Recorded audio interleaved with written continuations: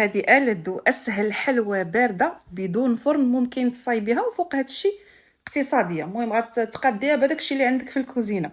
بالنسبه للمقادير المضبوطه بحال ديما غتلقاوهم مكتوبه لتحت. غادي نحتاج اطار اللي غلفتو بالبلاستيك الغذائي باش ما تخرجناش الكريمه من بعد. كنستف فيه بسكوي حسب يعني الماركه اللي بغيتو. صافي كنقادها فحال هكا وكندهنها بالحليب الطبقه الاولى والطبقه الثانيه حتى هي غادي ندير نفس الحاجه، حتى هي غنسقيها بالحليب باش كتجينا داك الطبقه واحد شويه غليظه نلقاو فين نعضوا. المهم صافي غادي ندخل داك الطبقه للفريغو تجمد، وغادي ناخذ يطرو ديال الحليب. غادي ندير فيه جوج ديال الفلان الكبير اولا الصغير اللي كاين، ما كاينش مشكل. كنديرو يغلى وكناخذ جوج باكيات ديال البسكوي كنديرهم في الخلاط الكهربائي وكنزيد عليهم داك الفلان صافي وكنطحن. وكنجبد الطبقه الاولى وكنزيد عليها الطبقه الثانيه كنغطيها باش ما تشمش ليا الريحه ديال الثلاجه. وكتاخذ تقريبا واحد ساعتين حتى 3 وكتجي واعره، كتجي كريميه كمزينه بشويه الشكلاط واللوز وبصحه والراحه.